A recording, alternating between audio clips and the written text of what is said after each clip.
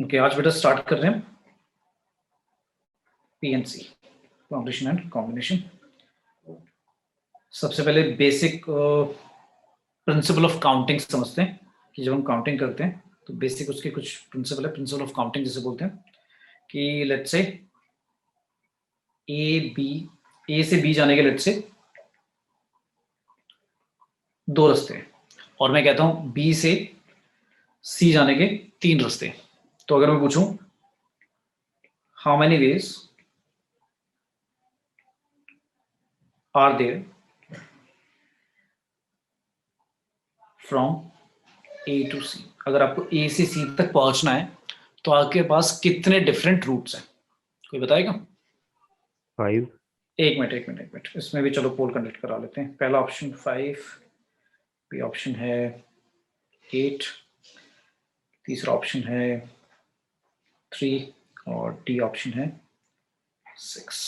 तो पोल लॉन्च कर रहा हूं मैं, सभी को भी आंसर देना है, ठीक है? ओके, पोल लॉन्च कर दिया मैंने। A B C D option poll meter में टाइप कर दो जल्दी से।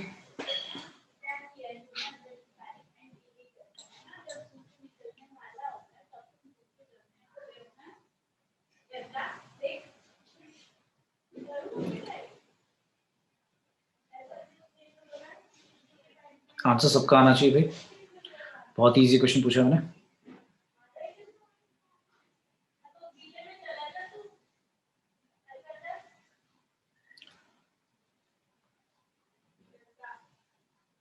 क्वेश्चन ध्यान से पढ़ना, क्या पूछ रहा है। ओके, सारे बच्चों ने अभी भी आंसर नहीं दिया। अभी भाई इसमें तो देखकर खुद काउंट कर सकते हो आप कितने रास्ते हैं भाई। इसमें तो कुछ फॉर्मूला, कुछ लाइक थोड़ा सा लॉजिकल सेंस लगाना है इसमें तो।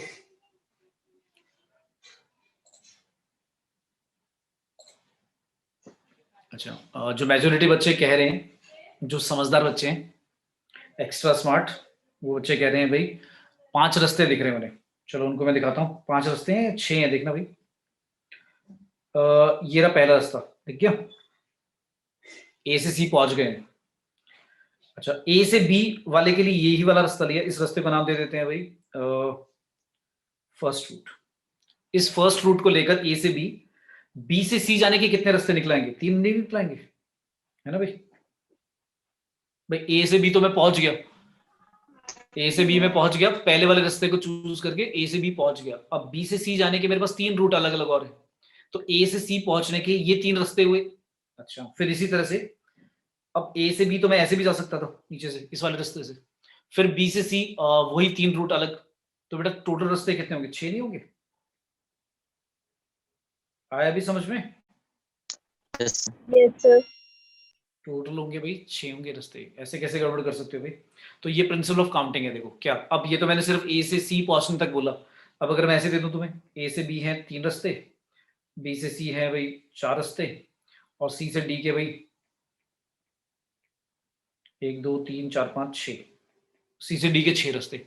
तो बेटा काउंटिंग करते करते भी थक जाओगे अब तो, है ना? तो तरीका क्या है, आप ये देखो ना, इसका आंसर 6 आया, तो 2 रास्ते यहाँ थे, 3 रास्ते यहाँ थे, तो टोटल वेज कितने हुए? Total ways to reach A to C कितने रास्ते आए आपने बोले? 2 इंटू 3 6 आया ना। तो यहाँ पर कितने रास्ते हैं? 3, यहाँ पे 4, यहाँ पर 6। तो टोटल वेज कितने होंगे पहुंचने के? A to D 3 into 4 into 6, 24 into 3 कितना हो जाएगा? 72 वेज। क्लियर है? ये हो गया हमारा प्रिंसिपल ऑफ काउंटिंग कि भाई अगर एक ए से लेकर बी तक आपके पास 2 तरह से हो सकता है काम, और बी से सी जाने के रास्ते या जो लाइक नंबर ऑफ थिंग्स हैं कि कैसे कैसे हम कर सकते हैं, तो वो अगर 3 है तो टोटल ए से सी जाने के रास्ते जो होंगे वो 6 हो जाएंगे हमारे पास। ठीक है, तो ये हो गया प्रिंसिपल ऑफ काउंटिंग। ठीक है, तो ये मैंने क्या करा? मल्टीप्लाई करा। अच्छा, कभी कभी क्या करते हैं, ऐड करते हैं। तो मल्टीप्लाई वाला समझ में आ गया। मल्टीप्लाई का मतलब है जब तक आपका पूरा क्वेश्चन खत्म नहीं हो जाता, ए से सी तक आप पहुंच नहीं जाते, तब तक बीच वाले जितने भी वेज होंगे वो सारे क्या करोगे आप? मल्टीप्लाई करोगे। क्लियर है? अच्छा, ऐड कब होगा? ऐड कब होगा? अभी ऐड वाले पे आएंगे क्वेश्चन पे। ठीक है, अब मान लो मैंने एक क्वेश्चन बोला आपको कि मेरे पास 5 फ्लैग्स हैं ऑफ डिफरेंट कलर, सारे डिफरेंट कलर के, और आपको क्या करना है, एक सिग्नल जनरेट करना है, सिग्नल जनरेट करना है जिसमें सिग्नल जो बनेगा वो 2 फ्लैग से बनेगा, सिग्नल ऑफ 2 फ्लैग। तो कितने सिग्नल में जनरेट कर सकता हूं उन 5 डिफरेंट डिफरेंट कलर वाले फ्लैग से, मतलब ऊपर नीचे फ्लैग अलग अलग रंग के रखकर कितने तरह से हम सिग्नल जनरेट कर सकते हैं, बताओ बताओ भाई। भाई पहले वाले फ्लैग पर मैं कितने फ्लैग रख सकता हूँ, मेरे पास चॉइसेस कितनी है, 5। भाई ए से बी जाने के कितने रास्ते थे, 2 चॉइस थी ना। अब पहले वाले फ्लैग के लिए मेरे पास चॉइसेस कितनी, 5 फ्लैग है, 5 में से कोई सा भी रख दूंगा। सेकंड वाले के लिए चॉइसेस कितनी बचेंगी, 4 बचेंगी, क्योंकि दोबारा थोड़ी ना आएगा वो एक फ्लैग जो रख दिया आपने। तो पहले पर 5 है, दूसरे के लिए मेरे पास चॉइसेस कितनी है, 4। मल्टीप्लाई क्यों करा, क्योंकि पहले वाला फ्लैग भी चूज करना है, सेकंड वाला भी चूज करना है, दोनों को मिलाकर बनाना कॉम्बिनेशन। तो क्या आएगा आंसर, 20। तो 20 सिग्नल्स मैं जनरेट कर सकता हूँ। क्लियर है? Yes, sir. Yes, sir. अच्छा, फिर मैंने पूछा ऐसे, how many 3 digit number are there, भाई कितने 3 डिजिट के नंबर होते हैं। तो 3 डिजिट नंबर स्टार्ट कहां से होता है, 100 से, कहां तक जाएगा, 999। तो इसमें अगर मैं कहूं कि कोई बच्चे, छोटे बच्चे को दूं कि भाई ये निकाल के बता दे, तो वो भी निकाल देगा इसका, कैसे। तो 100 से लेकर 999 तक कोई नंबर बताएगा कितने होंगे टोटल। अगर इसमें permutation combination principle of counting जो भी मैंने बताया उसको भूल जाओ एक टाइम के लिए, कोई बताएगा 100 से लेकर 999 तक नंबर्स अगर बताने हैं कितने, तो कैसे काउंटिंग करेंगे इसकी, कितने होंगे। चलो ये भी पोल लॉन्च करा देता हूं, रुको।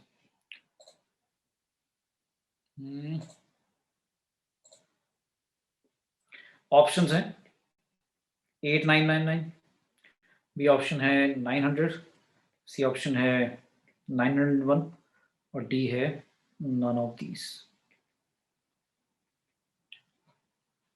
ठीक है, पोल मैंने लॉन्च कर दिया, सभी का जल्दी से आंसर आ जाना चाहिए विद इन 30 सेकेंड्स। 30 सेकेंड्स में देखता हूं कितनी जल्दी कर पाओगे।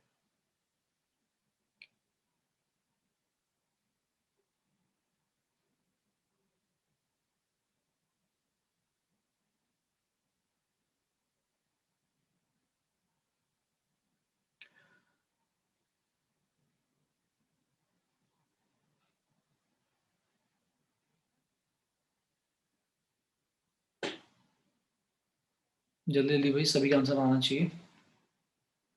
आधे ही बच्चों ने आंसर दिया अभी तक, ऐसा क्यों।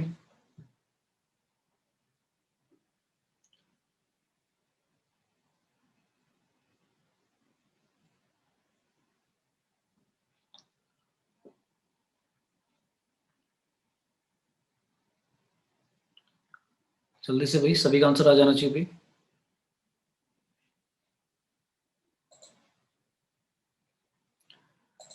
ओके, मेजोरिटी जो बच्चों ने आंसर दिया है वो दिया है ऑप्शन नंबर पहला। जब मैं छोटा था ना, मुझे भी ऐसा ही लगता था कि यही आंसर होगा इसका। अच्छा, पहले एक चीज समझो, अब जो मैं बताऊंगा ना, ऐसे समझ लो, ये बहुत इंपॉर्टेंट चीज बता रहा हूँ, फॉर्मूला नहीं बता रहा, एक चीज बता रहा हूँ।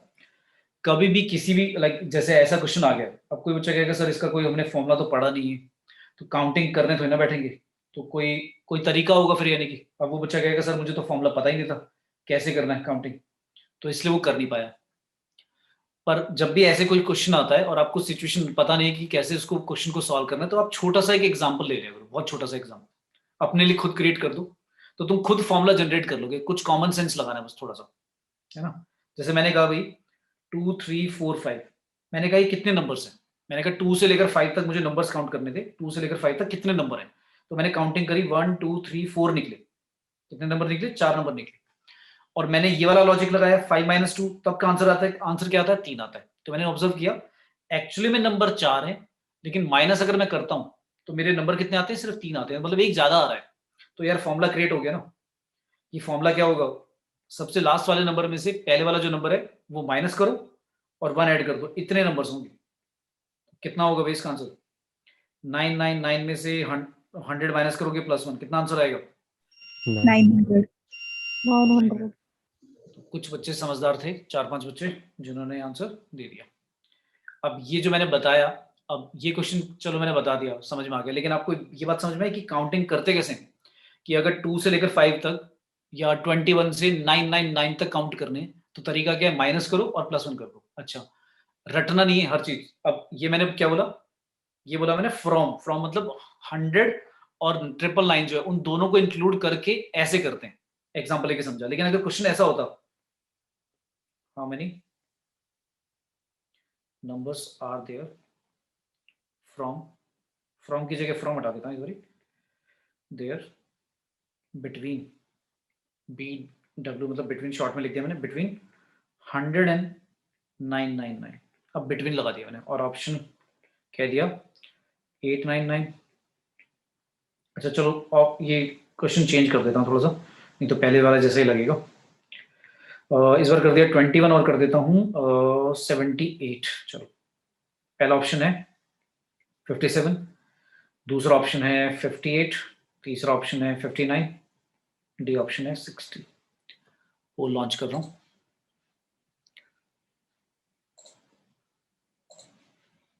चलो बताओ, वो लॉन्च कर दिया मैंने, बताओ जल्दी से।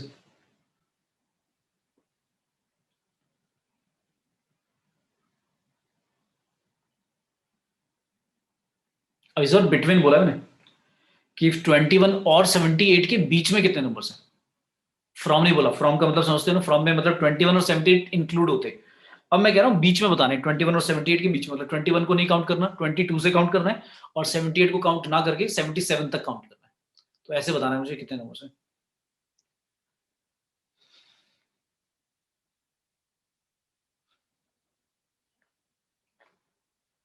अभी जो मैंने पीछे लॉजिक लगाया, समझाया, थोड़ा सा अपना दिमाग लगाओ बेटा, बताओ फटाफट। तो बहुत इजी क्वेश्चन दे रहा हूं मैं।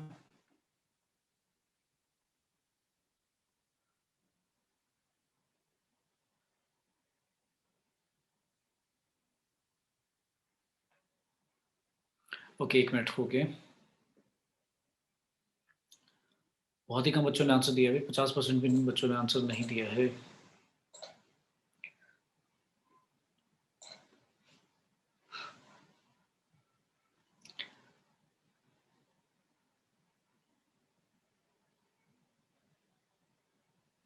हाँ कौशिक बेटा, तुम्हारा सही है। अच्छा ठीक है, एंड कर देता हूँ कॉल। ज्यादातर बच्चे आंसर दे रहे हैं भाई ऑप्शन नंबर बी। अच्छा, मैंने सारे ऑप्शन रॉन्ग दिए थे इस बारी, सारे ऑप्शन रॉन्ग दिए थे। तो अच्छा मैं अगर आपसे बोलूं, एक एमसीक्यू बोलूं, 2 into 2 बताओ क्या है। पहला ऑप्शन है 10, दूसरा ऑप्शन है 5, तीसरा ऑप्शन है 6 और डी ऑप्शन है 20। और मैं कहूँ बताओ इनमें से कौन सा ऑप्शन होगा, तो क्या करोगे आप? कोई भी नहीं। कोई ना, सर हाँ 5 नहीं नहीं कोई भी नहीं है। मैं अगर क्लास में ये ऑप्शन ऐसे दे देता हूँ 5 चार्ट में, करेंगे। 5 पे कर दोगे आंसर? Yes sir. नहीं सर, नहीं करोगे आप, मुझे चैट में लिखकर बताओगे या बोल के बताओगे कि सर अरे ऐसा इनमें आपने से कोई ऑप्शन भी गलत दिए थे। हाँ मैंने जानबूझ में दिए थे ना गलत। तो देखो, जो समझदार बंदे हैं, जो समझदार बच्चे हैं, उनमें से कुछ बच्चों ने मुझे चैट में आंसर लिख के बोला सर इतना होगा। इसका मतलब तुम्हें पता नहीं था, तुम तो तुक्के ही लगा रहे हो फिर। यानी कि मुझे बता दो किसने सॉल्व करके, जो फर्स्ट ऑप्शन 7 बच्चों ने बोला है, सेकंड ऑप्शन सबसे ज्यादा 8 बच्चों ने बोला, मुझे वो 8 बच्चे बताओ 58 आया कहां से? मतलब तुमने ऑप्शन दिया है अगर बी, तो तुम्हारा आया होगा ना, मुझे समझा तो दो, बताओ। ये कोई ये तो नहीं कि अप्रोक्सीमेट आंसर बताना था कि भाई सर वो 55 फॉर्म पॉइंट। के हिसाब से कर दिया हमने, फ्रॉम के नहीं हिसाब। नहीं नहीं नहीं नहीं नहीं। अच्छा, फॉर्मूले के हिसाब से कर दिया। अभी यार मैंने पीछे बताया तो सही तुम्हें, पीछे वाले और इस वाले में अब मैंने क्वेश्चन भी तो चेंज कर दिया। अब मैंने बोल रहा हूँ बिटवीन। अब मैं ये नहीं कह रहा कि फ्रॉम, पहले एक बात समझो ना। अब बिटवीन वाला मैं एग्जांपल लूं, मैंने पीछे एग्जांपल देके बताया था ना, फॉर्मूला क्रिएट करो, लोग करते हैं क्रिएट 2 से लेकर 5। अब देखो 2 से 5 के बीच में कितने नंबर हैं बताओ, सिर्फ कितने नंबर हैं? 2। 2 ही नंबर है। और आपने माइनस किया 5 - 2 तो आपका आंसर 3 आता है। तो इसका मतलब है इस बार अब कम आ रहा है, एक कम आ रहा है, तो 3 में से भी एक 1 माइनस करेंगे तो 2 आंसर आएगा। इसका मतलब फॉर्मूला क्या होगा? सबसे लास्ट वाला नंबर और पहले वाले नंबर को माइनस करना है और एक और -1 करना है। क्यों? क्योंकि इस बार दोनों को काउंट नहीं करना, इसको भी काउंट नहीं करना, इसको भी। तो पहले 1 ऐड करा था, इस बार क्या करना होगा? 1 माइनस करना होगा। ठीक है, आया समझ में? Yes sir. Yes sir. तो भाई ये दो याद रखो कि ऐसे काउंटिंग करते हैं, फ्रॉम वाला और बिटवीन वाला। फ्रॉम वाले में माइनस करके +1 और बिटवीन वाले में माइनस करके -1। क्लियर है? Yes, sir. ठीक है, अच्छा तो मैंने क्वेश्चन दिया, let's say how many 3 digit odd number are there. अब मैंने ऐसा क्वेश्चन ले लिया, वो तो इजी है कि ऑड, अगर मैं सिर्फ नंबर्स बोलता हूँ तो वैसे भी बता दूंगा। अब मैंने बोल दिया ऑड नंबर होना चाहिए 3 डिजिट का, तो पहले आप सोचो 3 डिजिट के नंबर में, जो 3 डिजिट का नंबर है उसमें सबसे पहले इसने बोला, कंडीशन बोले कि ऑड नंबर होना चाहिए। तो ऑड नंबर कहां से डिसाइड होता है, यूनिट प्लेस से, टेंस प्लेस से या 100 प्लेस से? जो डिसाइडिंग डिजिट होगी वो कौन सी होगी, यूनिट प्लेस ना? Unit place. तो अगर भाई ऐसा आ जाता है कि यूनिट प्लेस सबसे ज्यादा डिसाइडिंग मतलब फैक्टर बनेगा कि ऑड नंबर है या नहीं, तो उसको सबसे ज्यादा प्रायोरिटी देंगे हम। सबसे ज्यादा प्रायोरिटी का मतलब है जैसे ए से बी जाते थे फिर बी से सी जाते थे, तो पहले ए से बी के रास्ते देखते थे कितने, फिर बी से सी देखते थे, मल्टीप्लाई कर देते थे। ठीक है, यहां पर पहले आप जो डिजिट फिल करोगे वो फर्स्ट प्लेस पर, सेकंड प्लेस पर और थर्ड प्लेस में से यूनिट प्लेस पे पहले फिल करोगे। तो यूनिट प्लेस के लिए मैं बोलूंगा कितनी चॉइसेस अवेलेबल है मेरे पास, बता दो भाई। अगर ऑड बनाना है तो यहाँ के लिए मेरे पास क्या क्या अवेलेबल डिजिट्स हैं अवेलेबल, जो डिजिट्स होंगी वो कौन कौन सी होंगी जिनको मैं फिल कर सकता हूँ? 1 हो सकता है, 3 हो सकता है, 5 हो सकता है, 7 3 होता है 5 7 भाई। ये हो सकती है, 0 तो नहीं आएगा, 2 नहीं आएगा, 4 6 8 नहीं, क्योंकि इवन हो जाएंगे। तो इतनी डिजिट है मेरे पास अवेलेबल। तो कितनी डिजिट्स हैं टोटल? ये मतलब रस्ते हो 5 गए, जैसे होता है ना कितने रस्ते हैं इधर से इधर जाने के। तो फर्स्ट यूनिट प्लेस डिजिट को फिल करने के कितने रस्ते या कितने वेज हैं? 5 तरीके। तो 5 तरीके से मैं क्या कर सकता हूँ, यूनिट प्लेस डिजिट को फिल कर सकता हूँ। ठीक है, अच्छा कोई बताएगा फिर नेक्स्ट मल्टीप्लाई क्यों कर रहा हूं मैं? क्योंकि आपको याद होगा जब तक पूरा क्वेश्चन फिनिश नहीं होता था, जितने भी लाइक वेज हैं आपके वो मल्टीप्लाई होंगे। नेक्स्ट, अब इस प्लेस को बताओ कितनी तरह से फिल कर सकते हो? 10 10, क्योंकि इसने ये तो नहीं बोला ना रिपीटिशन है या नहीं है। तो अब इसका मतलब है कि जो यहाँ पर आया भी था यूनिट प्लेस पर 1 3 5 7 9 में से वो दोबारा भी आ सकता है, 0 भी आ सकता है। तो इसके लिए कितने अवेलेबल डिजिट्स हैं? 10। 10. और लास्ट प्लेस के लिए बता दो इसके लिए कितनी? 9 9। वेरी गुड, क्यों है भाई 9? सर 0 अगर आ गया फर्स्ट पेज पर तब 2 डिजिट बन जाएगा। एक्सेप्ट 0 भाई, 0 नहीं होना चाहिए। वेरी गुड भाई, अगर 0 आ गया तो फिर तो वो 2 डिजिट नंबर की तरह से हो जाएगा। इसको आप ऐसे थोड़ी ना बोलोगे कि 059 3 डिजिट का नंबर है, तो 2 डिजिट का ही नंबर है। हाँ, कोड में कह दूंगा 3 डिजिट का है, बट कोड नहीं, नंबर की बात कर रहे हैं। तो नंबर में तो 059 कंफ्यूज रहते हैं इसमें भी, उनको लगता है 059 में आ तो सब 3 ही डिजिट रही है, तो ये 3 डिजिट का नंबर है। तो 3 डिजिट का कोड में कह सकता हूँ, अगर आता है ना कोड, तो कोड में ठीक है 3 डिजिट का कोड है। लेकिन अगर नंबर की बात कर रहे हैं तो 2 डिजिट का ही माना जाएगा। और वो 9 इसलिए लिखा क्योंकि 0 काउंट नहीं करना। तो इतने वेज हो जाएंगे, कितने आएंगे? 450। ठीक है, यानी कि 450 ऐसे नंबर्स होंगे जो ऑड नंबर होंगे, कहां से कहां तक? 3 डिजिट के। ठीक है, क्लियर हुआ सभी को? Yes, sir. अच्छा, इसी में मैंने ऐसे बोल दिया how many 4 digit number are there which are divisible by 4। Question क्या है, ऐसे कितने 4 डिजिट के नंबर होंगे जो 4 से डिवाइड होते हैं? अब थोड़ा ट्रिकी हो गया। तो 4 डिजिट के नंबर हैं और मुझे बताना है कि 4 से डिवाइड हो। तो किसी बच्चे को याद आ रहा है डिविजिबिलिटी रूल ऑफ 4 क्या होता था? डिविजिबिलिटी रूल ऑफ 4 क्या होता था भाई? यूनिट प्लेस और 10 प्लेस 4 से डिविजिबल होना चाहिए। दोनों डिजिट मिलाकर, मतलब एक जो ये आएगा लास्ट की जो 2 डिजिट होनी चाहिए, जो भी होंगी 2 डिजिट, उनसे जो नंबर बन रहा होगा वो नंबर मेरा 4 से डिवाइड होना चाहिए। मतलब लास्ट की 2 डिजिट 10 होंगी, नहीं होएगा डिवाइड। मतलब अगर ऐसे लिख दिया आपने 9810, ये नहीं होगा, नॉट डिविजिबल बाय 4।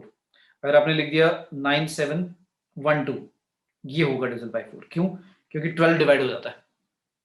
अच्छा, लास्ट की 2 डिजिट अगर आपने 0 लिख दी दोनों, तब भी डिविजिबल हो जाएगा। क्यों? क्योंकि पूरा 100 जो होता है वो 4 से डिवाइड हो जाता है 25 टाइम्स।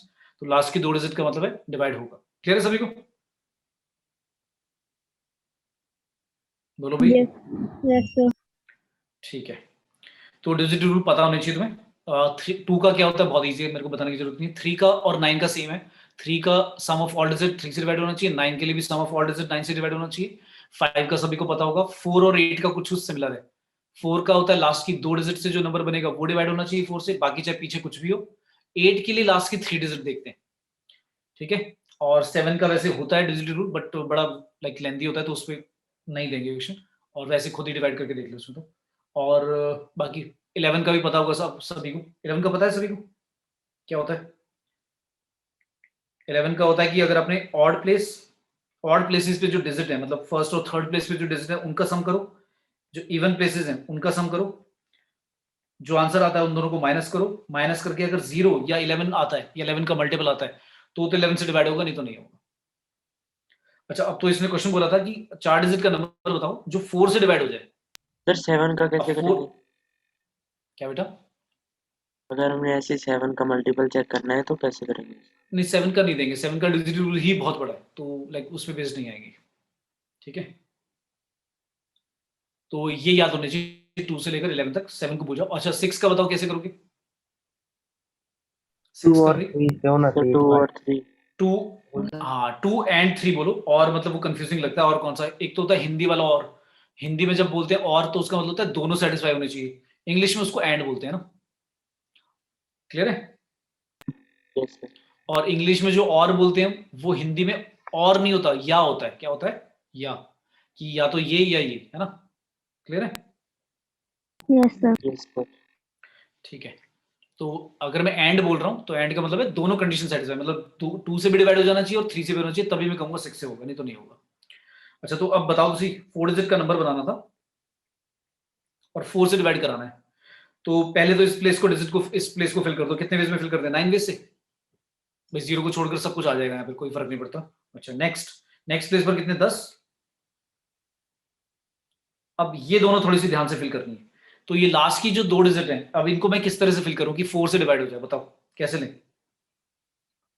मैं लिख भी सकता हूं, क्या क्या आएंगे बताओ भाई। 0 4 चलेगा? नहीं, पहले डबल 0 कर देते हैं, पहले कर देते हैं डबल 0। तो डबल 0 लिखकर, और डबल इस तरह से भी आ सकता है, 0 4 भी हो सकता है, 0 8 भी हो सकता है, बस, है ना? फिर अच्छा 1 लिख दिया, अगर मैंने सर 12। 1 लिख दिया, अगर मैंने 1 लिख दिया तो 1 क्या भाई 2 आएगा, तभी होगा 1 के साथ, और क्या आएगा 16, और बस खत्म। फिर 2 के साथ 0, और बताओ 2 नेक्स्ट। 4 2 4 2 8 3 2 3 2, 2 नेक्स्ट 3 नेक्स्ट 3 नेक्स्ट 6 जल्दी से। 3 6 नेक्स्ट 40 4 0 44 44 48 48। 52 56 अच्छा, ये जो 60। मैं कर रहा हूँ, ये मैं क्या कर रहा हूँ, ये मैं क्या कर रहा हूँ, ये बेसिकली तो मैं क्या 4 करूंगा? 4 ऐड कर रहे हैं। नहीं नहीं, ये 4 का टेबल नहीं चल रहा है। Yes sir. Yes, 4 का टेबल ही तो चल रहा है, तो ये कितने आएंगे ऐसे बता दो, कितने आएंगे ऐसे? सर कहाँ अनलिमिटेड। तक? नहीं नहीं यार, 2 डिजिट नहीं है सर, लास्ट के, मल्टीपल्स अनलिमिटेड होंगे, लेकिन मैं पूछ रहा हूँ। 96 तक। हाँ, क्योंकि भाई 2 डिजिट तक तो जाना है। तो यार ऐसे मैं लिख कर देखूं, जब मुझे समझ में आ गया, जब मैंने थोड़े से मल्टीपल लिखे तो मैं तो समझ गया कि यार ऐसे बार बार लिख कर काउंटिंग करने की जरूरत थोड़ी ना है। तो 96 तक जाना है। अब बता दो 96 00 से लेकर 96 तक कितने मल्टीपल्स होंगे? अब फिर वैसा ही क्वेश्चन बन गया, वही दिमाग लगाने वाला जो मैंने बिटवीन और फ्रॉम वाला पूछा था। लॉजिकली सोच के बताना पड़ेगा आपको।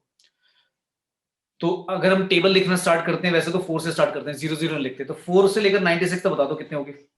ये हो गए 10, ये हो गए 20, और आगे कितने हो रहे हैं? कितने हो रहे हैं? 4 हो रहे हैं ना। तो टोटल कितने हो गए?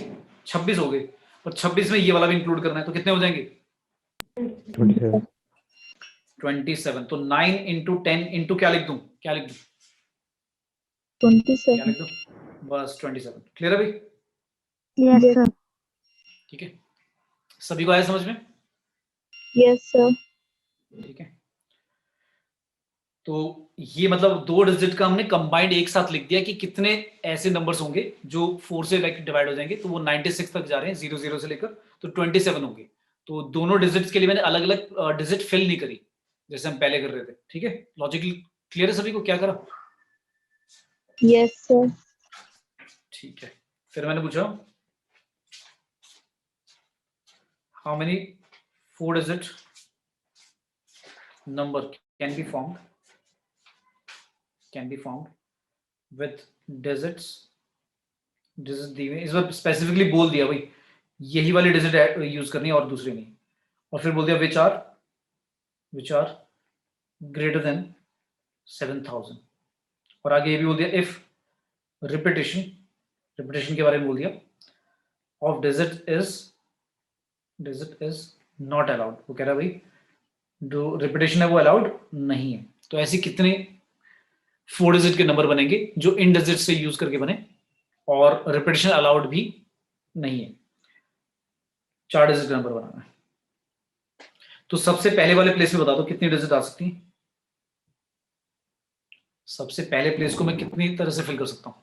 सर 3 1 2 3 भाई 7 आएगा, 7 आएगा। उसके बाद चाहे जो भी डिजिट आए 3 5 7 8 9 में से 7 तो दोबारा नहीं आएगा। तो अगर पहले प्लेस पर 7 8 और 9 में से कोई भी आ गया तो आगे वाले डिजिट क्या लिखी हुई उनसे फर्क ही नहीं पड़ेगा, वो अपने आप ही ऑटोमेटिकली बड़ा हो जाएगा। तो पहले वाले प्लेस को मैं कितने वेज में फिल कर सकता हूँ? 3 तरह से। तो पहले वाला डिजिट जो है वो 3 तरह से फिल कर सकते हैं। ठीक है, नेक्स्ट बताओ। अब रिपीटेशन अलाउड नहीं है तो 7 8 और 9 में से कोई ना कोई एक आ गया होगा, 5 में से एक यूज्ड अप हो गया। 5 में से अगर एक यूज्ड अप हो गया तो अब बचेंगे 4, है ना? फिर 3 और फिर 2, बस। क्लियर है सभी को? सर 4 की जगह 3 नहीं आएगा 4 के बाद जहाँ पे अपने 4 वेज लिखा है, ये 4 वेज कैसे है? वहां पे 4 कैसे है बेटा? पहले वाले प्लेस पर हमने लिखा 3 का मतलब है पहले वाले प्लेस पर जो डिजिट ऑक्यूपाई कर सकते हैं पहला प्लेस वो है 7 8 और 9। तो 3 पॉसिबिलिटी, उन 3 में से कोई एक आ गया तो 5 में से कोई एक यूज हो गया, 5 में से एक यूज हो गया तो अब 4 ही तो बचेंगे डिजिट तुम्हारे पास। अब आगे क्या लिखते हो नेक्स्ट प्लेस पर? वो तो 3 हो चाहे 5 हो चाहे जो बाकी 2 डिजिट बची थी उनमें से कोई भी हो, तो 4 पॉसिबिलिटी होंगी ना। क्लियर है? यस। नेक्स्ट पर 3 बचेंगी, एक कम हो जाएगा और फिर 2 हो जाएंगी, फिर ये आएगा आंसर। क्लियर है?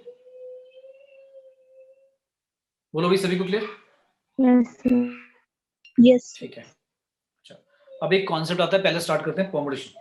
तो आपने वैसे पढ़ा होगा, आपको याद होगा परमुटेशन 11th क्लास में। परमुटेशन एक होता था और एक होता था कॉम्बिनेशन।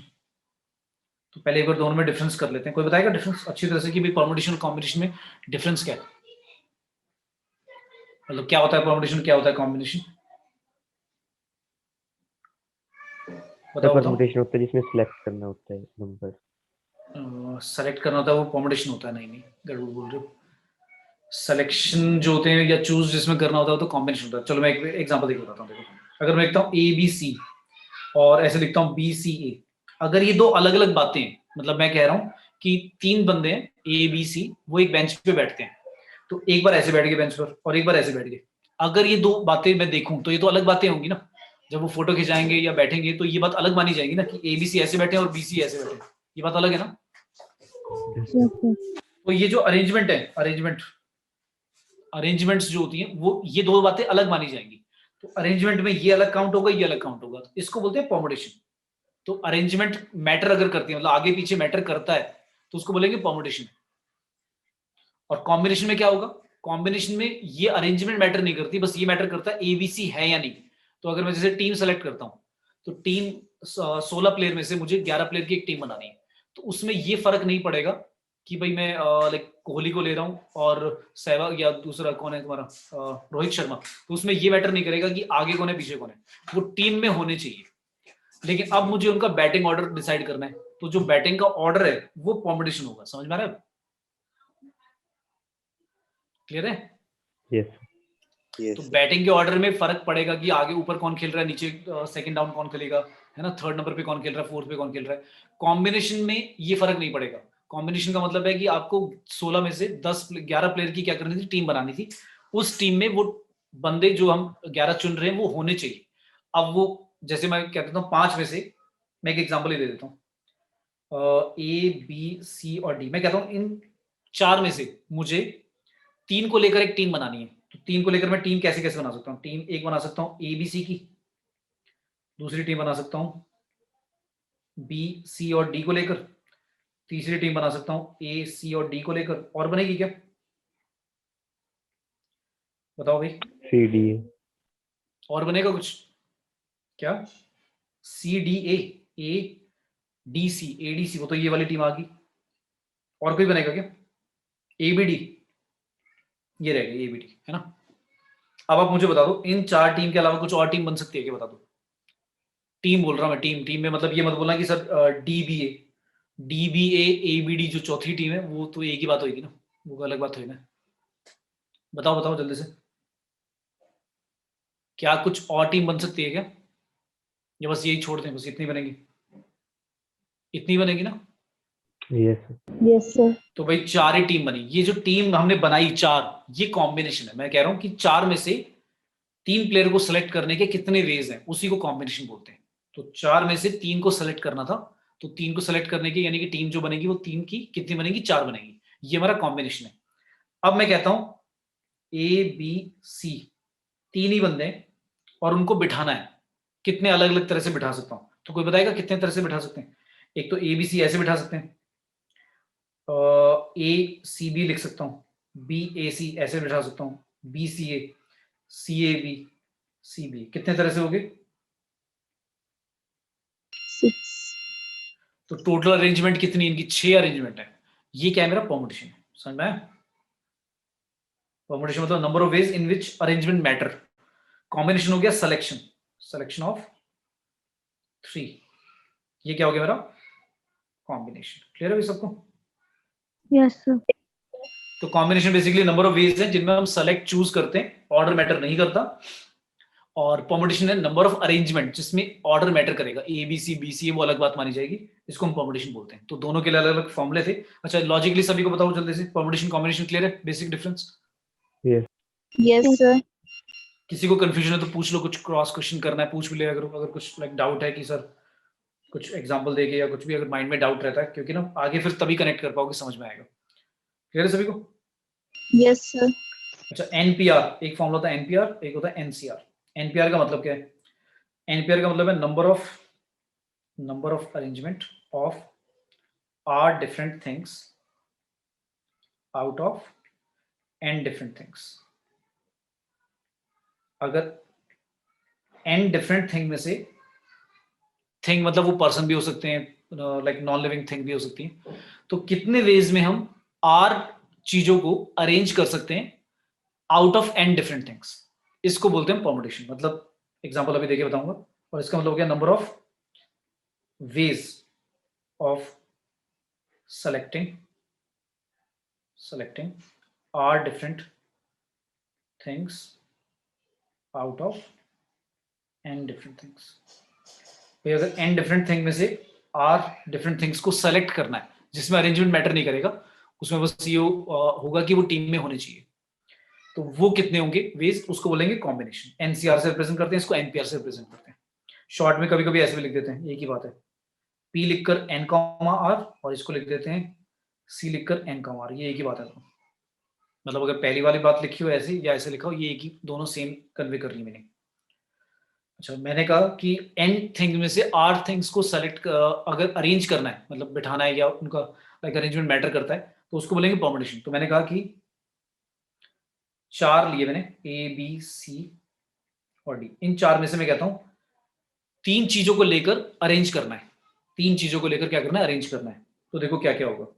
ये हो गया मेरे एन, हो गया यहाँ पर 4 में से मैं कह रहा हूं आउट ऑफ 4 लेटर्स जो ऊपर लिखे हैं, हाउ मेनी, एक क्वेश्चन दे दिया, how many words of 3 letters with और विदाउट मीनिंग, तो इनका मीनिंग हो या नहीं हो, कैन बी फॉर्म्ड। तो मैं कह रहा हूं ऐसे कितने वर्ड बन सकते हैं 3 लेटर से, जो ऊपर 4 है उनमें से 3 लेने, और चाहे उनका मीनिंग हो या नहीं हो। तो यानी कि यहां पर आर कितना है, 3 है, और एन कितना है, 4 है ना, यही मतलब है ना इसका। ये ठीक है? Yes. अब या तो मैं फॉर्मूला लगा लूं या मैं काउंटिंग करने बैठूं, तो अगर मैं काउंटिंग करूंगा तो थोड़ा सा लेंथी हो जाएगा, मेरे को सोच सोच के लिखना पड़ेगा कि क्या क्या आएगा। उसमें भी रिपीटेशन हो रहा है नहीं हो रहा, मतलब रिपीटेशन मतलब वो एक ही बार मैंने जो एबीसी लिखा वो कहीं पे मैंने दोबारा एबीसी तो नहीं लिख दिया 10-12 में से, तो वो देखना पड़ेगा मुझे। और कुछ रह तो नहीं गया, तो ये ढूंढना मुश्किल हो जाएगा। जब ज्यादा नंबर होंगे तो और कॉम्प्लिकेटेड होता जाएगा। जैसे मैंने ऊपर वाले में तो एबीसी का अरेंजमेंट 6 बार लिख दिया, लेकिन अगर मैं कहूँ ये 5 लेटर होते, चलो 5 नहीं 4 भी होते, ए बी सी डी, तो पता कितनी अरेंजमेंट आती, 24 आती। तो 24 लिखने में टाइम लग जाता, और 5 होती तो 120 आती है। 120 में लिखने बैठूंगा तो लाइक पागल हो जाऊंगा, है ना। तो उसके लिए मुझे कुछ फॉर्मूला चाहिए, तो वही यही परमुटेशन और कॉम्बिनेशन के फॉर्मूले। तो क्या फॉर्मूले, पहले मैं यहाँ पर फॉर्मूले भी लिख देता हूँ। एनपीआर का क्या फॉर्मूला था, N factorial divide by N minus R factorial. Factorial तो सभी को पता होगा भी, क्या बताना पड़ेगा भी,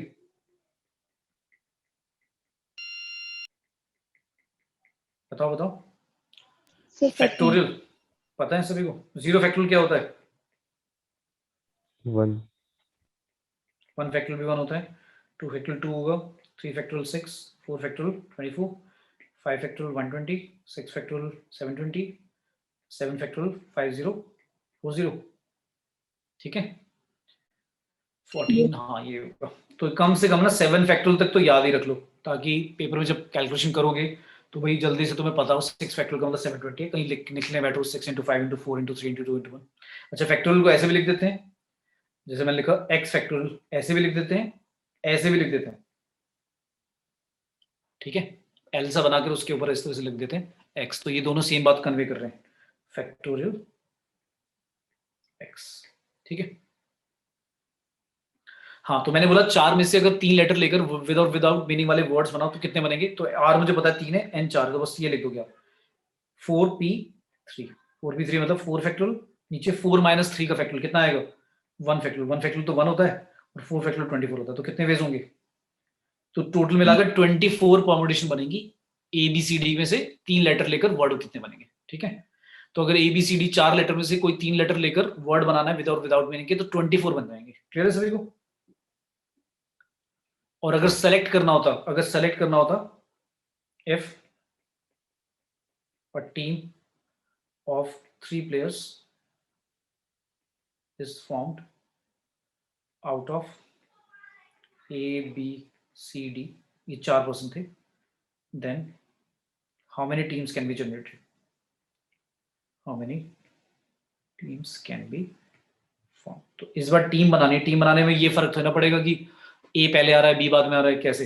तो बस हमें तो N पता है 4 है, उनमें से R3 को सेलेक्ट करना है। सेलेक्ट करने के लिए कॉम्बिनेशन लगाएंगे तो 4C3 लिखूंगा। क्या फॉर्मूला होता है? n factorial, n minus r factorial करोगे 1 फैक्टोरियल आएगा, और r का भी फैक्टोरियल मतलब 3 का भी फैक्टोरियल। अब 4 फैक्टोरियल पूरा ओपन करने की जरूरत ही नहीं है, क्योंकि अगर 4 बाहर निकालोगे तो 3 फैक्टोरियल बचेगा, नीचे वाले 3 फैक्टोरियल से कट जाएगा, 1 तो 1 ही होता है, तो क्या आंसर आएगा? सिर्फ 4। तो 4 ही टीम बनेगी बस, ठीक है। क्लियर है भाई? Yes sir. तो ये हो गया परमुटेशन कॉम्बिनेशन के फॉर्मूले। अब कॉम्बिनेशन के कुछ और फॉर्मूले हैं, जैसे अगर लिखा है if NCR1 equal to NCR2, अगर NCR1 और NCR2 दोनों इक्वल है, मतलब उनका जो n है वो सेम है, और R1 R2 इस तरह से लाइक कुछ भी हो सकते हैं, वो इक्वल भी हो सकते हैं, नहीं भी, तो दो पॉसिबिलिटी बनेगी। अगर इफ ये है देन वी कैन कंक्लूड, या तो पहला केस बनेगा R1 इक्वल टू R2, या तो ये होगा, या दूसरी बात होगी कि R1 प्लस R2 किसके इक्वल आ रहा होगा? n के इक्वल आ रहा होगा। ये इंपॉर्टेंट फॉर्मूले। तो जैसे एग्जांपल हो गया 10C2, एग्जांपल 10C2 और 10C8 निकाल के देख लो, दोनों सेम आएंगे। भाई 2 और 8 इक्वल तो नहीं है, लेकिन 2 और 8 का सम 10 के इक्वल होता है, तो दोनों इक्वल आएंगे। चेक कर लो कैसे। 10 फैक्टोरियल लिखोगे, 2 फैक्टोरियल लिखोगे और 8 फैक्टोरियल लिखोगे। यहाँ पर भी 10 फैक्टोरियल लिखोगे, 8 फैक्टोरियल लिखोगे, 2 फैक्टोरियल लिखोगे, मतलब 10 माइनस 2 करोगे 8 आएगा, और फिर 2 भी फैक्टोरियल आएगा, और ऐसी राइट साइड पे भी 8 फैक्टोरियल भी आएगा और 2 फैक्टोरियल भी आएगा माइनस करके, तो दोनों दिख रहे हैं इक्वल है, सॉल्व करने की जरूरत नहीं है। समझ आ रहा है? Yes sir. यहाँ तक आया सभी को समझ में? Yes, Yes. sir. अच्छा फिर एक क्वेश्चन आ गया, लेट्स से 52 कार्ड्स होते हैं। 52 कार्ड में से मैंने कहा कि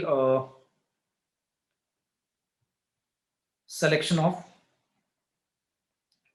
5 कार्ड्स करना है, such that selection of 5 cards such that at least 2 face cards। मैंने कह दिया कम से कम उन 5 में, कंडीशन भी लगा दी, स्पेशल कंडीशन लगा दी। सिलेक्शन करना है तो पहले ये बात तो समझ में आ गई कि परमुटेशन लगेगा, कॉम्बिनेशन बता दो क्या लगाएं? कॉम्बिनेशन।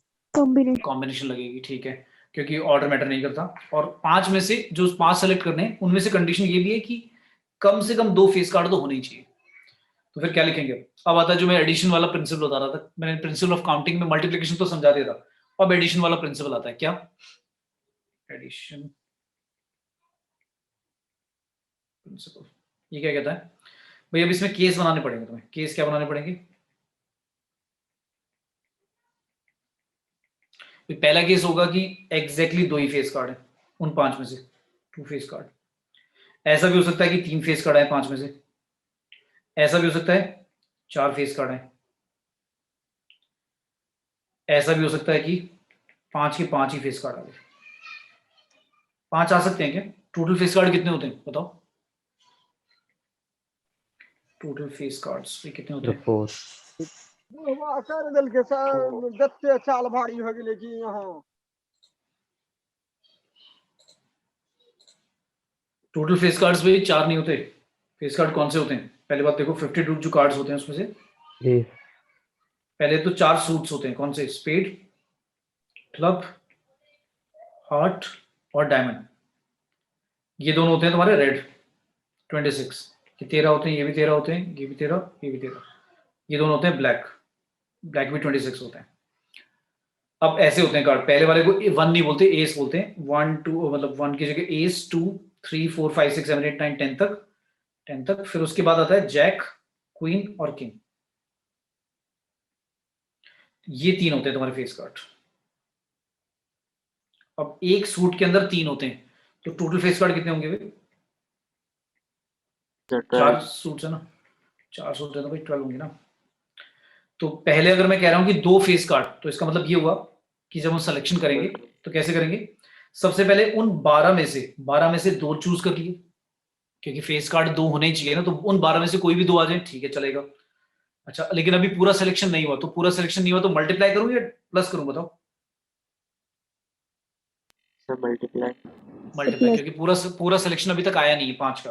तो अब अगर 2 चूज कर लिए, एग्जैक्टली 2, तो उसके बाद जो 3 सेलेक्ट और करने हैं, वो कहां से सेलेक्ट करेंगे बताओ? कितने में से सेलेक्ट करेंगे? 50 में से करें? हाँ नहीं नहीं नहीं नहीं, 12 में से फेस कार्ड 2 तो आ गए। अब 2 से ज्यादा तो नहीं चाहिए ना। इस वाले पहले केस में तो 2 ही आपने बोल दिया ना, फिक्स कर दिया आपने, 2 ही फेस कार्ड 40 होने में चाहिए। 40 में से, वेरी गुड। क्योंकि 52 में से भी ये 12 फेस कार्ड हटा दो तो नॉन फेस कार्ड कितने होते हैं? 40 होते हैं। तो 40 में से 3 आने चाहिए। फिर ऐसे ही इसका कैसे होगा? 12 में से 3, 40 में से 2, है ना। फिर इसमें क्या होगा? 12 में से 4, 40 में से सिर्फ 1, और 12 में से पांचों के पांचों ही फेस कार्ड। अब ये जो आंसर आएंगे अलग अलग, इनको क्या करेंगे? इन सबको हम करेंगे ऐड। क्या करेंगे?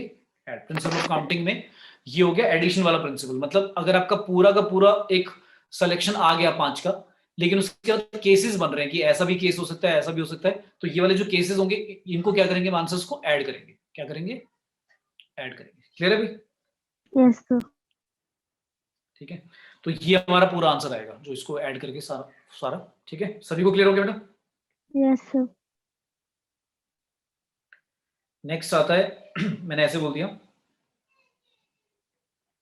एक वर्ड ले लेते हैं, इनवॉल्यूट। इनवॉल्यूट। और मैंने कहा कि हाउ मेनी वर्ड्स विद और without meaning can be formed from the letters of involute such that all vowels come together। पहला बोल दिया ऐसे, और दूसरा बोल दिया no two vowels occur together।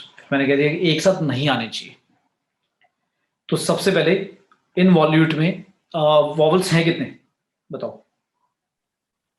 Sir, 3, 4, 4.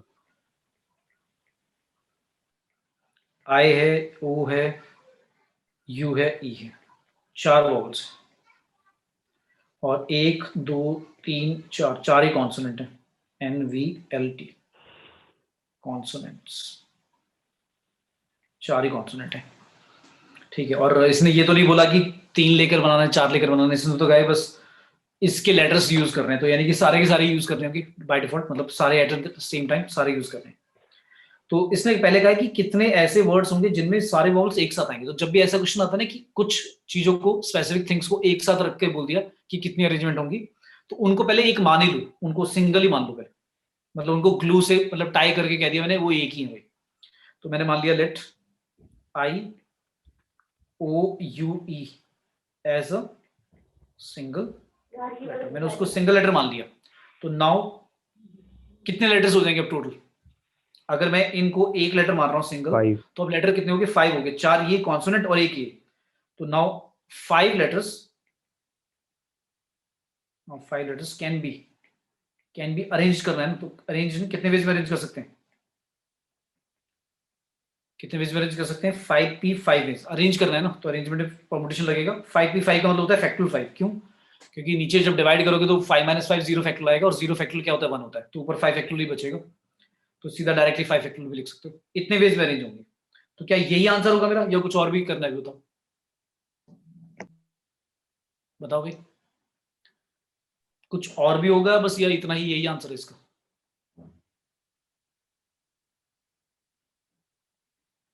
भाई तो इसमें अब सोच के देखो, ये जो मैंने इन चारों को एक लेटर मान लिया, तो 5 लेटर बना दिए मैंने। मतलब जब भी कहीं पर भी ये जो 5 फैक्टोरियल का मतलब 120 वेज है, इसमें कुछ ऐसा आएगा, IOUE, एक ये हो गया, है ना? ऐसा भी हो सकता है कि T यहाँ गया, IOUENL, ऐसे आ रहा हो। और कुछ रह गया,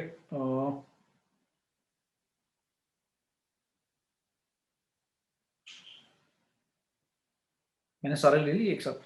सर एक, वी अच्छा मैंने वी नहीं लिया, वी यहाँ ले रहा हूँ, ये रहा वी, इसमें वी, ऐसे। तो आपको दिख रहा होगा वॉवल्स तो मैं एक साथ ही रख रहा हूँ ना, वॉवल्स तो एक साथ ही रख रहा हूँ। तो ये जो 120 आए हैं उनमें ऐसी अरेंजमेंट होगी, मतलब ऐसे होंगे वर्ड्स, तो एक साथ ही रहेंगे वो, क्योंकि एक माना तो वो एक ही घूमेगा इधर उधर। लेकिन इसने कहा था एक साथ आने चाहिए वॉवल्स, लेकिन ये थोड़ी ना बोला था कि IOU और E इसी ऑर्डर में आने चाहिए। भाई IOUE भी तो इधर उधर हो सकते हैं, मतलब एक साथ रहकर भी तो इधर उधर हो सकते हैं। तो इसके लिए अगर मैं बोलूँ इन चारों को अरेंज करना है, तो कितने वेज में अरेंज कर सकता हूँ? फैक्टोरियल 4 वेज में ना। भाई IOUE को इधर उधर में कितने वेज में कर सकता हूँ? 4 फैक्टोरियल वेज में कर सकता हूँ। तो हर एक आउटकम के लिए मेरे पास 4 फैक्टोरियल तरीके होंगे, मतलब 24 वेज होंगे हर वर्ड के लिए। तो जो ऊपर 120 आंसर आया है, उसको 24 से मैं क्या कर दूंगा? प्लस करूंगा या मल्टीप्लाई? बताओ। मल्टीप्लाई। नाउ हाँ, now also IOUE can be arranged in 4 factorial veg में। 4 फैक्टोरियल क्यों? क्योंकि 4p 4 करोगे तो 4 factorial divide by 0 factorial, 4 factorial ही आएगा, यानी 24 वेज। तो देयरफॉर टोटल सच अरेंजमेंट कितनी होगी? Total arrangement in which all vowels come together, एक साथ जब आएंगे तो कितने होंगे? 120 × 24। क्लियर है सभी को? Yes, sir. जैसे 4 फैक्टोरियल था तो 24 कैसे आया? बेटा 4 फैक्टोरियल 24 ही तो होता है, कर लो। 4 × 3 × 2 × 1 ये भी बताना पड़ेगा, ठीक है? 4 फैक्टोरियल ही तो 24 होता है यार, ऐसे मत करो। मैं तो 7 फैक्टोरियल तक बोला, तो मैं लर्न कर लो। 4 फैक्टोरियल करके देख लो, 4 × 3 × 2 × 1। फैक्टोरियल सभी को पता है ना? Yes, sir. Yes sir. तो ये बात समझ में आई कि देखो 4 जो लेटर थे, वॉवल्स जो थे, उनको मैंने एक मान लिया, 5 बन गए टोटल, क्योंकि कॉन्सोनेंट 4 और एक ही। एक मानने के पीछे रीजन ये था क्योंकि जब एक मान लिया तो वो एक एज अ पूरा का पूरा कॉम्बिनेशन जो 4 का वही घूमेगा इधर उधर, तो एक साथ ही रहेंगे। लेकिन वो एक साथ रहकर भी, क्योंकि 4 फैक्टोरियल वेज में इधर उधर तो हो सकते हैं ना, मतलब IOUE की जगह UOIE ऐसा हो, या E से स्टार्ट हो रहा हो, तो एक साथ रहकर भी 24 वेज में वो इधर उधर हो सकते थे, इसलिए 24 तरीके वो हो गए। और दोनों को मल्टीप्लाई इसलिए करा क्योंकि 120 की जो हर इंडिविजुअल वाला एक वो आएगा, वर्ड आएगा जिसमें IOUE है, उनमें 24 और पॉसिबल होंगे हर एक के लिए, तो इसलिए मल्टीप्लाई करा। ठीक है? Yes, sir. Yes, sir. देखो अब इसके मैं फॉर्मूले अगर मैं लिखवाऊं तुम्हें कि भाई देखो ऐसे ऐसे होता है केसेस, तो बस फॉर्मूले रट लो। तो फॉर्मूले रटोगे तो कुछ ना तो फॉर्मूले सारे के सारे याद होंगे तुम्हें, और ना ही कहीं थोड़ा बहुत डिफरेंट आ जाएगा, तो ना लॉजिकली सेंस लगा पाओगे कि करना क्या। तो समझ के करो कि ऐसा क्यों कर रहे हैं। अब अगर मैं ये बोलता हूं कि एक साथ नहीं आने चाहिए, तब क्या करता मैं? Number of ways in which 4 vowels do not come together. कभी एक साथ नहीं, 4 नहीं, क्या था? No 2 vowels. उसने कहा था कभी भी 2 वॉवल्स एक साथ नहीं आने चाहिए। अब ये क्वेश्चन थोड़ा डिफरेंट हो गया, 2 वॉवल्स एक साथ नहीं आने चाहिए, मतलब एक साथ कभी भी नहीं आने चाहिए 2 वॉवल्स। तो एक काम करते हैं, अच्छा इसमें परम्यूटेशन कॉम्बिनेशन जैसे क्वेश्चन हम सॉल्व कर रहे हैं, तो जैसे मैं कर रहा हूं ऐसा नहीं कि बिल्कुल कोई दूसरा बच्चा या कहीं बुक में देखोगे तो वैसा का वैसा ही कर रखा हो सकता है किसी और तरह से कर रखा हो। तो इसका कोई वो नहीं है, मतलब फॉर्मूला नहीं है कि भाई इसी तरह से होता है, क्वेश्चन को सेंस मतलब बनाना पड़ता है कि करना क्या है। बाकी जो प्रिंसिपल ऑफ काउंटिंग, परमुटेशन और कॉम्बिनेशन के स्टैंडर्ड फॉर्मूले वो यूज कर रहे हैं तुम्हें। तो सबसे पहले अब इसने क्या बोला है, सेकंड था no two vowels occur together. तो बताएगा कैसे स्टार्ट करें इसे, मैं कैसे सोचूं कि दो वॉवल्स एक साथ नहीं आने चाहिए, ये कैसे सोचूं, कैसे निकालूं। भाई टोटल 8 हैं, 1 2 3 4 5 6 7 8, 8 लेटर हैं और उनको अरेंज करना है और कह दिया वॉवल्स एक साथ नहीं होने चाहिए। तो एक काम करूं, पहले कॉन्सोनेंट को रख दूं, पहले कॉन्सोनेंट को रख दूं यहाँ पे। तो 4 consonants can be arranged in, कितने वेज में अरेंज कर सकते हैं, फैक्टर 4 वेज में, यानी 24 वेज में ना, ये ठीक है। तो ये 4 मैंने कॉन्सोनेंट रख दिए, सी सी सी और सी, ये 4 कॉन्सोनेंट रख दिए मैंने। अब इन 4 कॉन्सोनेंट को रखने के बाद अब आपको वॉवल्स रखने, मतलब वॉवल्स अलग अलग जगह पे रखने। तो कितने प्लेसेस है मेरे पास बताओ, मैं यहां भी रख सकता हूं, यहां भी रख सकता हूं, यहां भी रख सकता हूं, यहां भी रख सकता हूं और यहां भी रख सकता हूं, है ना। तो कितनी जगह हुई 5 वॉवल्स के लिए, तो वॉवल्स के लिए जो जगह है वो कितनी मेरे पास 5 है। Now in 5 places 4 vowels can be, select नहीं करना, अरेंज करना, कैन बी अरेंज्ड इन, कितने वेज में अरेंज कर सकते हैं, 5 पे 4 वेज में ना। 5 में से 4 जगह है ना चुननी है, 5 में से 4 जगह चुनी और फिर अरेंज कर दिया। अच्छा अब कोई बच्चा बोलेगा सर चुनने के लिए तो कॉम्बिनेशन आता है, फिर कॉम्बिनेशन क्यों लगा रहे हैं, क्योंकि चुनने के बाद अरेंज तो करना ही पड़ेगा ना, ये बात समझ में आई। अरेंजमेंट मतलब ये मैटर करेगा ना कि आई पहले आया, ओ आया पहले या ई आया, तो अरेंजमेंट अगर मैटर करेगा तो फिर कॉम्बिनेशन लिखेंगे ना। तो 5p4 क्या आएगा, 5 फैक्टोरियल डिवाइड बाय 1 फैक्टोरियल, जो कि 1 ही होता है, यानी कि 120 है ना। तो टोटल सच अरेंजमेंट कितनी हो जाएंगे बेटा, 120 into 24। क्लियर है सभी को, Yes, sir. सभी को आया बताओ समझ में, Yes, sir.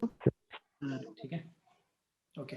अच्छा अब फिर एक कोई बार बच्चा repeat इसको, करना। हाँ बेटा देखो मैंने कहा कि कभी भी 2 वॉवल्स एक साथ नहीं होने चाहिए, तो उसके लिए मैंने सोचा है वॉवल्स को एक साथ नहीं रखना, तो एक काम करता हूं पहले जो 4 कॉन्सोनेंट है उनको रख लेता हूं। तो 4 कॉन्सोनेंट्स को मैं कितने वेज में अरेंज कर सकता हूं, फैक्टोरियल 4 यानी कि 24 वेज में, ये क्लियर है। Yes sir. अच्छा 4 वॉवल्स जब रखे जाएंगे तो कुछ ऐसे होंगे, ठीक है रख दिए। अब उनके मुझे वॉवल्स जो अरेंज करूंगा मैं, वो वॉवल्स इन 5 प्लेसेस पर कहीं पर भी रख दूं, 4 के 4, तो कभी भी 2 वॉवल्स एक साथ नहीं आएंगे, ये बात क्लियर है। Yes sir. तो जब इन 5 प्लेसेस में से मैं 4 प्लेसेस चुनकर उन वॉवल्स को अरेंज करूंगा, तो मेरे पास 5 में से 4 लाइक चॉइसेस हैं और उनको अरेंज करना है, तो 5p4 ही तो लगाऊंगा परमुटेशन, ठीक है। यस और 5 जगह में से 4 जगह चुनकर उनको जब मैं अरेंज करूंगा तो परमुटेशन इसलिए लगाया मैंने। तो या तो देखो ऐसे करते हैं, देखो एक चीज समझो, कुछ बच्चे कंफ्यूज रहते हैं इसमें। आप सोच रहे हो कि सर ने बोला चूज करी और फिर सर कह रहे हैं अरेंज भी करी, तो मैं कह रहा हूं ऐसे सोच लो, चलो 5 में से 4 जो प्लेसेस हैं, जो 4 मैंने ब्लैंक लिखे थे, वो 4 ब्लैंक चुन लेते हैं पहले, कितने वेज होंगे बताओ, 5 divide by 4 divide by 1 factorial, तो आएगा 5 into 4 फैक्टोरियल, 4 फैक्टोरियल तो 4 फैक्टोरियल से कट जाएगा, 5 आएगा। अच्छा अब ये जो 5 में से 4 जगह हमने चुनी है, उन चुनने के बाद उनमें से 4 जो वॉवल्स हैं उनको मैं अरेंज करूंगा, तो कितने वेज में अरेंज कर सकता हूँ, नहीं 4 vowels can be arranged in, जो 5 में से 4, देखो 5 में से 4 जो पोजीशन है वो चुनने के तरीके 5 हैं, और वो जो 4 पोजीशन आई है उन पर 4 वॉवल्स को अरेंज करने के कितने वेज होंगे, कैन बी अरेंज्ड इन, वो तो 4p4 यानी कि 4 फैक्टोरियल होगा, कितना 124 ना, समझ में आया। अब पहले हमने चुना 5 और फिर अरेंज किया 24, तो टोटल आउटकम्स कितने, मतलब टोटल अरेंजमेंट कितने बनेंगे, 24 into 5 ना, भाई चुनने के बाद अरेंज भी तो करना है, मल्टीप्लाई होगा तो कितना आएगा 120। तो अगर मैं सिर्फ ऐसे सॉल्व करूं 5p4 डायरेक्टली तब भी 120, और अगर मैं कहूं 5 में से पहले 4 चुनो और फिर चुनने के बाद उनको अरेंज भी करो तब भी वही सेम बात है। तो मतलब ये मतलब समझो क्या कहना चाह रहा हूं, 5p4 लिख दो डायरेक्टली, या 5c पहले 4 लिखो और फिर 4 प्लेसेस को अरेंज करो, मतलब 4 जो लेटर्स हैं उनको अरेंज करो, ये दोनों सेम ही बात है, क्लियर है। सर हमने 5 प्लेसेस, हमारे पास टोटल 8 प्लेसेस हैं, तो सर हमने नहीं, 4 एट पर तो एट एट नहीं है भाई, 8 नहीं है। कॉन्सोनेंट तो 4 रख दिए, वो तो पहले ही फिक्स कर दिए थे। फिर सिर्फ 4 कॉन्सोनेंट ही जो बचे। 4 थे, हाँ कॉन्सोनेंट 4 रखने के बाद 4 लेटर बचे, लेकिन प्लेसेस तो 5 हैं मेरे पास रखने के लिए। समझ में आया? 5 में से देखो, अब आप सोचोगे कि सर ये पहले क्यों लिखा है आपने, क्योंकि जरूरत हुई ना कि भाई कॉन्सोनेंट से स्टार्ट होगा वर्ड, हो सकता है वो वॉवल से स्टार्ट हो रहा हो, तो पॉसिबिलिटी तो कंसिडर करनी पड़ेगी ना। भाई 4 कॉन्सोनेंट रख दिए, ठीक है, 4 प्लेसेस पर, और 4 फैक्टोरियल वेज में अरेंज हो गए, इधर उधर जिस तरह से भी हो जाए। अब उनके बीच में और या पहले और लास्ट में मेरे पास टोटल 5 पोजीशन है जहां पर मैं वॉवल्स को रख सकता हूं, और उन पोजीशन पर अगर मैं वॉवल्स को रखता हूं तो कभी भी वॉवल्स 2 एक साथ नहीं आएंगे। ये बात समझ में आ रही है? यस। तो 5 में से 4 जगह चुनने के तरीके कितने हैं? 5। 4 जगह चुनकर उन पर वॉवल्स इधर उधर करने के कितने तरीके? 24। तो टोटल वेज कितने हो गए? 5 × 24 120। तो 5p4 डायरेक्टली कर दो। 5 जगह चुनकर अरेंज करना वो एक ही बात है, 5p4 डायरेक्टली। या फिर 5 में से पहले 4 चुनो, सी लगाओ, और फिर 4p4। 4p4 क्यों? क्योंकि 4 जो जगह चुनी गई अब तो 4 पे ही अरेंज करोगे ना। क्लियर है? समझ में आया भाई? यस। तो क्या आंसर आएगा? टोटल वेज कितने होंगे? 120 × 24। क्लियर है सभी को? यस। Yes, sir. पहले 4 कॉन्सोनेंट रखने के तरीके कितने थे? 4 कॉन्सोनेंट को रखने के तरीके थे 4 फैक्टोरियल, और 5 प्लेसेस पर 4 वॉवल्स को इधर उधर अरेंज करके करने के कितने तरीके? 120। तो टोटल आ गया 120 × 24। ठीक है, सभी को क्लियर हुआ? Yes, sir. चलो एक नेक्स्ट क्वेश्चन देता हूं, दिमाग लगाना। एक क्वेश्चन मैंने दिया, एक सर्कल पर 10 पॉइंट्स हैं, ए बी सी डी, इस तरह से 10 पॉइंट्स हैं, 10 पॉइंट्स ऑन अ सर्कल। फिर मैंने पूछा question, how many chords can be formed? कितनी कॉर्ड्स बन सकती हैं? अगर 10 पॉइंट है सर्कल के ऊपर तो कितनी कॉर्ड बना सकते हो आप? पहले तो आपको सोचना है कि परमुटेशन लगाना है कॉम्बिनेशन, पहले तो ये सोच लो। परमुटेशन लगाएंगे कॉम्बिनेशन? परमुटेशन। परम्यूटेशन। अच्छा, परमुटेशन लगेगी। अच्छा, मैंने कहा कि कॉर्ड बनानी है ना, कॉर्ड मतलब ए और डी को ज्वाइन कर दिया, ये कॉर्ड बन गया। अच्छा मुझे एक चीज बताओ, ए डी बोलो या डी ए बोलो, ये 2 कॉर्ड अलग अलग है या एक ही मानी जाएगी? एक ही। फिर एक एक ही. ही तो बनेंगे। यार जब अरेंजमेंट में ये फर्क ही नहीं पड़ रहा, मतलब अरेंजमेंट मतलब कह रहा हूँ, ए डी कॉर्ड या डी ए बोलो वो तो एक ही बात है, तो फिर कॉम्बिनेशन क्यों, परमुटेशन क्यों लगेगा? भाई कॉम्बिनेशन लगेगा, जब मैटर ही नहीं करता कि ए बी बोलना है या बी ए बोलना है, वो तो एक ही बात है। अच्छा, परमुटेशन नहीं लगेगा, कॉम्बिनेशन लगेगा, और कॉम्बिनेशन में करे कैसे? अब आपको 10 पॉइंटों में से कॉर्ड बनाने के लिए, एक कॉर्ड बनाने के लिए कितने पॉइंटों की जरूरत होगी? कितने पॉइंटों की जरूरत होगी भाई? 2. भाई 2। 10 में से 2 पॉइंट चुनो। देखो क्वाड बनाने का तरीका क्या है, 10 में से 2 पॉइंटों को चुनो, चुन लिए और उनको ज्वाइन कर दो, बन गई। तो 10c2 ही तो होगा।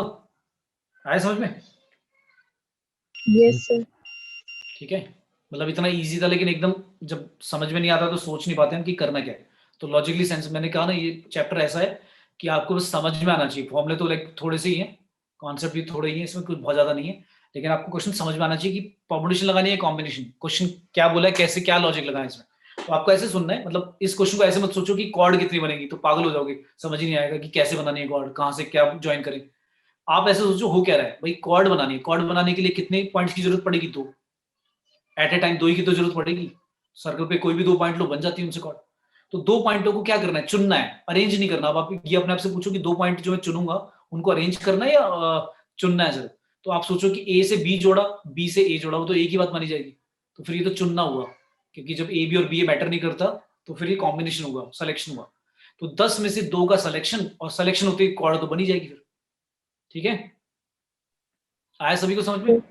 Yes, sir. अब इसी क्वेश्चन को मैं कितने तरह से बोल सकता हूँ? मैं इस क्वेश्चन को भाई 10 तरह, मतलब 4-5 तरीके से बोल सकता हूँ क्वेश्चन को। क्या क्या बोलूंगा मैं कहूंगा 10 लोग गए एक पार्टी में, 10 दोस्त थे, और हर दोस्त को दूसरे दोस्त से क्या करना है? एक बार हाथ मिलाना है, हैंडशेक करना है। तो मैं कहूंगा कितने हैंडशेक होंगे?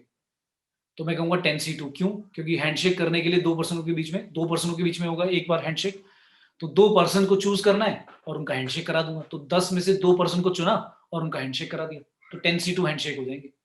फिर मैं कहूंगा कि 10 टीम है, मतलब आईपीएल जो होता है जैसे, उसमें आईपीएल की टीम्स होती है, मान लो 10 टीम्स हैं अलग अलग क्लब से खेल रही है। मैं कहता हूँ हर टीम का दूसरी टीम के साथ मैच कराना एक बार कम से कम, हर टीम का।